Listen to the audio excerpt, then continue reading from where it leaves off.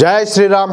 అందరికీ నమస్కారం. Welcome to news అఖండ. నేను మీ కస్తూరి శ్రీధర్. మిత్రులారా, మన తెలుగోడు మన శత్రు దేశమైనటువంటి పాకిస్తాన్ కు చుక్కలు చూపించాడు. ఇంతకు ఆయన ఎవరు, ఆ స్టోరీ ఏందనేది ఈ న్యూస్ ద్వారా చెప్పే ప్రయత్నం చేస్తా. న్యూస్ మాత్రం నెక్స్ట్ లెవెల్ ఉంటుందట్టే, ఓకేనా? నిజానికి పాకిస్తాన్ అనే దేశం ఏర్పడినప్పుడు పాకిస్తాన్ లో 30% వరకు హిందువులు ఉంటా ఉన్నారు. పైగా వాళ్ళలో సంపన్నులే అధిక శాతం ఉండేవాళ్ళు అనమాట. అంటే బాగా డబ్బులు ఉండేవాళ్ళు. వాళ్ళలో కూడా ఉన్నత కుటుంబాలు ఎక్కువగా ఉండేవి. కానీ ఇప్పుడు పాకిస్తాన్ లో హిందువుల పరిస్థితులు ఎట్టున్నాయో తెలిసినా? ప్రస్తుతం పాకిస్తాన్ లో హిందువులు 30% నుంచి 3% పడిపోయినారు. వీళ్ళలో అనేక మంది ఊసకోతలకు గురిగాగా మరికొంతమంది బలవంతంగా మతం మారి ఇస్లాం మతాన్ని స్వీకరించాల్సి వచ్చింది. ఇక గుండెల్లో దమ్మునటువంటి కొంతమంది హిందువులు మాత్రం చావనైనా చేస్తాగానే ధర్మాన్ని మాత్రం వదిలిపెట్టమని చెప్పి ఇప్పటికి కూడా మన సనాతన ధర్మాన్ని నమ్ముకుని బతుకుతారు. వాళ్ళు అసలు హిందువులు అంటే మనోళ్ళ బతుకులు జడ. ఏది రోగాలు పోతాయని, లేకపోతే పెళ్లిళ్ళు అవుతాయని, ఉద్యోగాలు వచ్చాయని, ఇలా పెండాకూడని చెప్పేసి లేచిన ప్రతి దానికి మతం మారుతారు. వీళ్ళు ఒక మనుషులు, వీళ్ళది ఒక బతుకు, వాళ్ళ కాళ్ళ కింద దూరాలు. వీళ్ళు పోయి సిగ్గు రావాలి వీళ్ళకు. వీళ్ళది ఒక బతుకు, వీళ్ళు ఒక మనుషులు. ఇళ్ళ లేచ ప్రతి దానికి మతం మారుతారు. భయపడి మతం మార్చి, లేకపోతే ప్రలోభపడి మతం మార్చి, లేకపోతే ఒకరు మభ్య పెడితే మతం మార్చి, ఒకరు డబ్బులు ఇస్తా ఉంటే మతం మార్చి, ఒకరు బిర్యానీ పెడతా ఉంటే మతం మార్చి. మీ బతుకులు ఎందుకు చెట్టు బతుకులు చేయడా? మీది ఒక బతుకేనా? సరే, బ్రతుకైనా చావైనా హిందూగానే అన్న భావనతో వాళ్ళు పాకిస్తాన్లో తెగించి బతుకుతారు. తెలుసు కదా పాకిస్తాన్లో పరిస్థితులు ఎటుంటాయా మనకు? ఎటుంటాయా? కనీసం హిందువులు అనే వాళ్ళని మనుషులుగా కూడా చూడరు. సరే, ఇక పాకిస్తాన్లో హిందువుల పైన జరిగేటటువంటి అత్యాచారాలు, మానవహమాలు ఇంకా చెప్పుకోవాల్సిన అవసరమే లే. చెప్పాలంటే అంతకు మించి కనీసం వారానికి ఒక హిందూ అమ్మాయి అయినా కిడ్నాప్ గురవుతూ ఉంటుంది. చెప్పాలంటే ఈ సంఖ్య చాలా తక్కువ, అంతకు మించి ఉంటుంది. పాకిస్తాన్లో పచ్చిగా హిందూ మతం మీద మధ్యయుగం నాటి రాక్షస నాగరికతను ఈ ఉగ్రవాద దేశమైనటువంటి పాకిస్తాన్ జిహాదీలు అమలు చేస్తానే ఉన్నారు. అందుకే వీళ్ళ కోసమే మన నరేంద్ర మోడీ ప్రభుత్వం, ఎవరి కోసం? పాకిస్తాన్ లో ఉన్నటువంటి మైనార్టీల కోసం మన నరేంద్ర మోడీ ప్రభుత్వం సిఏఏ చట్టాన్ని తీసుకొచ్చింది. ఈ చట్టం ప్రకారం పొట్ట చేత్తో పట్టుకొని భారతదేశానికి వచ్చేటటువంటి మైనార్టీలకు, అంటే అక్కడ ఉన్నటువంటి హిందువులు కావచ్చు, లేకపోతే క్రిస్టియన్లు కావచ్చు, సిక్కులు కావచ్చు, భారతీయ పౌరసత్వం అందించడమే ఈ చట్టం యొక్క ముఖ్య ఉద్దేశం. కానీ ఈ చట్టాన్ని ఈ దేశంలో ఏదా ఒక విష సర్పం లాగా, ఒక విష వృక్షం లాగా ఏదో పెరిగిపోయినటువంటి కాంగ్రెస్ పార్టీతో పాటు బీఆర్ఎస్ పార్టీ కూడా వ్యతిరేకించిన సంగతి మనమైతే మర్చిపోకూడదు. ఇక్కడ మైనార్టీలు అని చెప్పుకునే వాళ్ళు నెత్తిని పెట్టుకుని ఊరేగుతున్నారు. సరే, బాగానే ఉండాలి. ఆడ మైనార్టీలు వాళ్ళు ఎన్ని ఇబ్బందులు పడతారో మనకు బాగా తెలుసు. దానికోసం వాళ్ళ కోసం ఒక సిఏఏ చట్టాన్ని తీసుకొస్తే దాన్ని మీరు వ్యతిరేకించారంటే ఏంది అర్థం? ఇప్పుడు బంగ్లాదేశ్ నుంచి వస్తున్నారు, మెన్మార్ నుంచి వాళ్ళంతా అక్రమణదారులంతా కూడా దొడ్డిదారిని వచ్చి ఉంటే వాళ్లకు సకల సదుపాయాలు కల్పించి వాళ్ళని నెత్తిని పెట్టుకొని ఊరేగుతారు. అలాంటిది అక్కడ వివక్షకు గురవుతా, అత్యాచారాలు గురవుతా, హత్యలు గురవుతా, వాళ్ళ పాపం ప్రాణాలు అరిచేతిలో పెట్టుకొని బ్రతుకు జీవుడా అంట ఇక్కడికి వాళ్ళ బిడ్డలను ఎత్తుకొని ఇక్కడికి పారిపోయి మన దేశానికి వస్తే ఏదో భారతదేశం ఆశ్రయం ఇస్తుందని చెప్పేసి వాళ్ళ మీరు వద్దంటే, మీకు ఆ రోజు స్వాతంత్ర్య సమయంలో ఎవరైతే పాకిస్తాన్ నుంచి పొట్ట చేతలు పెట్టుకొని ఇదే విధంగా హిందువులు వచ్చి ఢిల్లీ వీధుల్లో తిరుగుతా ఉంటే వాళ్ళు ఇక్కడ ఉండకూడదు, వాళ్ళకి ఇక్కడ ఆశ్రయం కల్పించకూడదు అని చెప్పేసి ఒక వ్యక్తి వాళ్ళకి వ్యతిరేకంగా నేను ధర్నా చేస్తానని చెప్పి మాట్లాడినాడు. వాళ్ళకు మీకు తేడా ఏముండదా? తెలీదా ఆ వ్యక్తి ఎవరా మీకు? కాదు అంటే ఆయన వారసత్వాన్ని వీళ్ళంతా కూడా పుణికి పుచ్చుకున్నారు. అర్థమవుతుందా? ఇదయ్యా మన దేశంలో పరిస్థితి, ఇదయ్యా ప్రపంచంలో హిందువుల బతుకు. ఇంతకంటే ఇంకేం చెప్పాలా? బీజేపీ ఒక నికార్సైనటువంటి హిందువుల పార్టీ కాబట్టి, ప్రధాని నరేంద్ర మోడీ గారు ఒక నికార్సైనటువంటి హిందూ కాబట్టి ఎన్ని అవరోధాలు వచ్చినా పాకిస్తాన్ అదే విధంగా బంగ్లాదేశ్ లో ఉన్నటువంటి హిందువుల కోసం ఈ చట్టాన్ని అమల్లోకి తీసుకువచ్చినారు. పైగా కొందరు సన్నాసులు హిందుత్వం అంటే బీజేపీనే కాదు, హిందుత్వం అంటే ఆర్ఎస్ఎస్ఏ కాదు, ప్రధాని నరేంద్ర మోడీ ఒక్కడే హిందువా అంట సిగ్గులేని లజ్జలేని అట్ట మాటలని కూడా మాట్లాడుతూ ఉంటారు.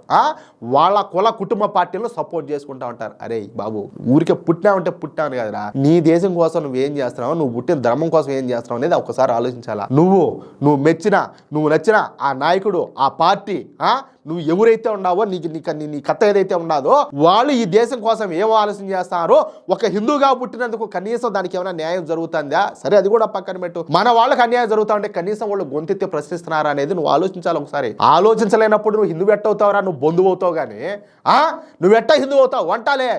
మీలాంటి వాళ్ళే బ్రిటిష్ వాళ్ళ కింద బానిసలుగా బతికి మన వాళ్ళని చంపినారు. అర్థమైందా?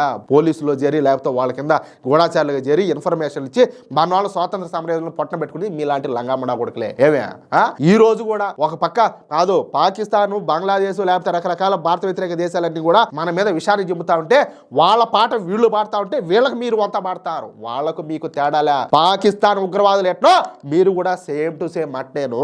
వాళ్ళకు మీకు తేడానే లేదు. కేవలం వాళ్ళు పుట్టేట్టే మీరు పుట్టారు ఈ దేశంలో, అంతే. వాళ్ళకు మీకు తేడానే లేదు. కేవలం ఏంటంటే హిందువులుగా బతుకుతారు. కేవలం పేరుకి ఏంటంటే గుడికి పోతారు, గొంతెం కోరికల కోసం దండ పెడతారు. దేవుడు కోరికలు తీర్చాలంటే మీలాంటి వాళ్ళు దేవుడికి దండం కూడా పెట్టరు. అంతటి ఎందుకులే ఇంక నేను మాట్లాడదని చెప్పి గమనుండా. సరే, మీలాంటి వాళ్ళు నిజమైన హిందువులైతే సాటి హిందువులపైన మానవహోమం జరుగుతూ ఉంటే, మన హిందూ ఆడబిడ్డలపైన అత్యాచారాలు జరుగుతూ ఉంటే ఎందుకు సిఏఏ చట్టానికి సపోర్ట్ చేయలేదు? ఈ లుచ్చా వెధవలు ఈ విషయం గురించి మాత్రం మాట్లాడరు. సరే, పాకిస్తాన్లో పరిస్థితి అయితే అది. కానీ పాకిస్తాన్ మాత్రం నిత్యం భారత మీద నిందలు వేస్తా, భారతను తప్పుడు దేశంగా చిత్రీకరిస్తానే మన భారతదేశాన్ని అబాస్పాలు చేసేదానికి ప్రయత్నాలు చేస్తానే ఉండాలి. నిన్న కూడా పాకిస్తాన్ అదే పని చేసింది. ఐక్యరాజ్య సమితి భద్రతా మండలి ఆధ్వర్యంలో మహిళల శాంతి భద్రతలపైన బహిరంగ చర్చ అయితే జరిగింది. ఈ చర్చలో పాకిస్తాన్ ప్రతినిధి అయినటువంటి సైమా సలీం మాట్లాడుతా భారత్ లో మహిళల పరిస్థితి ఘోరంగా ఉండాలి, ముఖ్యంగా ముస్లిం మహిళల పరిస్థితి కడు దయనీయంగా ఉండాలని చెప్పి మాట్లాడింది. అవునా తల్లి? అవునమ్మా. అసలు భారత్ లో ముస్లిం మహిళలకు స్వేచ్ఛ, సమానత్వం అనే హక్కులు లేనే లేవు. ముఖ్యంగా కాశ్మీరీ ముస్లిం మహిళలను భారత ఆర్మీ అణిచివేస్తానని చెప్పి మాట్లాడింది. ఇప్పుడు నీకు అక్కడ వాస్తవం ఏం జరిగిందో నీకు తెలుసు, మాకు తెలుసు. ఎందుకు ఎదుటి ఎరు పుష్పాలు చేస్తానికి ప్రయత్నాలు చేయడం? కాశ్మీరీ పండిట్ల ఆడవాళ్ళ మీద ఎటువంటి అఘాయిత్యాలు జరిగినాయో అందరికి కూడా తెలుసు. ఈ రోజు కాశ్మీర్లో ముస్లిం మహిళల మీద ఏదో జరుగుతుంది, అణచివేత జరుగుతుందని చెప్పి మాట్లాడినవే ఈ రోజు భారతదేశంలో కావచ్చు, ప్రపంచం మొత్తం మీద కూడా మీలాంటి వాళ్ళకేనమ్మా ఎక్కువ సపోర్ట్ ఉండేది. ఒకవేళ మీరు చెప్పినట్టుగా అక్కడ ఏదైనా ఒక చిన్న ఇన్సిడెంట్ జరిగినా కూడా భారతదేశాన్ని, మోడీ ప్రభుత్వాన్ని అవతల భారం వద్దరు. కానీ ఏమి జరగకుండానే మీరు ఇన్ని మాట్లాడతారంటే ఏమన్నా జరుగుతా అంటే మీరు బతకనిద్దరు మనసులా? అవునా కాదా? దశాబ్దాలుగా కాశ్మీరీ ముస్లిం మహిళలు లైంగిక దాడులకు గురవుతున్నారంటూ భారత్ మీద ఈ పాకిస్తాన్ ప్రతినిధి అయితే విషయం ఎక్కింది. ఇక సైమా సలీం మాట్లాడిన దానికి కౌంటర్గా మన దేశ ప్రతినిధి అయినటువంటి పర్వతనేని హరీష్ మాట్లాడినారు. ఈయన మన తెలుగు ఆయన అనమాట, మన తెలుగు బిడ్డ. ఆయన మాట్లాడతా ఎప్పటిలాగానే పాకిస్తాను భారత్ మీద నిందలు వేస్తా పిచ్చి వేషాలన్నీ కూడా వేసింది. కానీ కాశ్మీర్లో ఒకప్పుడు ఉన్నటువంటి ముస్లింలు ఎంతమంది, ఇప్పుడు ఉన్నటువంటి ముస్లింలు ఎంతమంది, కాశ్మీర్లో ఇంతకు ముందు ఎంతమంది హిందువులు ఉన్నారు, ఇప్పుడు ఎంతమంది హిందువులు ఉన్నారు అర్థమవుతుందా? చూడండి, జాగ్రత్త వినండి. గత 40 సంవత్సరాలలో ఎంతమంది హిందువులు కాశ్మీర్లో ఊచకోతకు గురిగాబడినారు? ఈ ఊచకోతకు కారణం ఎవరు? సరే, ఆ విషయాన్ని కూడా పక్కన పెడదాం. పాకిస్తాన్లో 1950లో 30% హిందువులు ఉన్నారు. మరి వాళ్ళ సంఖ్య 2020 నాటికి 3% ఎందుకు తగ్గిపోయింది? ఎంతమంది హిందువులు ఉసురు ఈ పాకిస్తాన్ తీసుకుంటుంది? చూడండి, ఒక్కొక్క క్వశ్చన్ దీన్నమ్మ బుల్లెట్ మామూలు కాదు, ఫిరంగు ఉండేసి కొట్టేట్టే ఆ విధంగా అడిగినాడు. ఇక్కడ మాట్లాడుతున్నటువంటి సైమా సలీం కూడా ఒక మహిళే. కానీ పాకిస్తాన్ లో ఉన్నటువంటి హిందువుల పైన నిత్యకృత్యంగా అఘాయిత్యాలు, అత్యాచారాలు జరుగుతూ ఉంటే గుడ్లప్పగించే చూడడం తప్పించి ఈ సైమా సలీం ఏం చేసింది? మహిళల హక్కులు కాలరాయడంలో పాకిస్తాన్కు దారుణమైనటువంటి రికార్డులు ఉన్నాయి. 1971లో పాకిస్తాన్ నిర్వహించినటువంటి ఆపరేషన్ సెర్చ్ లైట్ లో పాకిస్తాన్ 4 లక్షల మంది మహిళలను అత్యాచారాలకు గురి చేశారు. ఎంతమంది? 4 లక్షల మంది. 4 లక్షల మంది 4 లక్షల మంది హిందూ ఆడబిడ్డలు అత్యాచారాలకు గురైనారంటే అంతకంటే దారుణమైన వార్త ఏమన్నా ఉంటుందా? తమ దేశ సొంత మహిళల పైన అత్యాచారాలు చేసేటువంటి నిష్ఠ దరిద్రపు కొట్టు దేశం ఏదైనా ఉన్నదంటే అది ఖచ్చితంగా పాకిస్తానే. ఇప్పుడు నేను లేవనెత్తినటువంటి ఈ 5 ప్రశ్నల్లో ఏ ఒక్క దానికే పాకిస్తాన్ దగ్గర సమాధానం లేదు. ఎందుకంటే అవి పచ్చి నిజాలు కాబట్టి. ఎప్పటికైనా పాకిస్తాన్ కాస్త సిగ్గు తెచ్చుకొని ప్రవర్తిస్తే బాగుంటుందంట.